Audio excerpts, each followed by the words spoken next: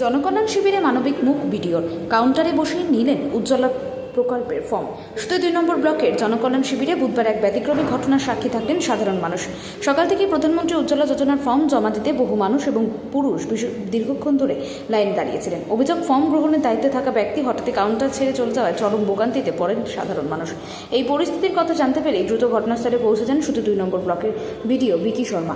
পরিস্থিতি সামাল দিতে তিনি নিজেই কাউন্টারে বসে অপেক্ষারত মানুষের কাছ থেকে উজ্জ্বলা প্রকল্পের ফর্ম গ্রহণ করতে শুরু করেন। এতে উপস্থিত সাধারণ মানুষের মধ্যে স্বস্তি ফিরে আসে। বিডিওর এই মানবিক ও দায়িত্বশীল ভূমিকার উপস্থিতি মানুষের প্রশংসা কুড়িয়েছে। অনেকেই বলেন, প্রশাসনের শীর্ষ আধিকারিককে এভাবে সাধারণ মানুষের পাশে দাঁড়াতে সচরাচর দেখা যায় না। জনকল্যাণ শিবিরের বিডিওর ওই উদ্যোগ দিনভর আলোচনার বিষয় হয়ে উঠেছে। তুমি পাগলা, তুমি যখন দেখছো কালকে আসবেন, কালকে জমা আমার কাছে। তুমি আমার সাথে চিনো, জানো, ধাক্কা মারবো।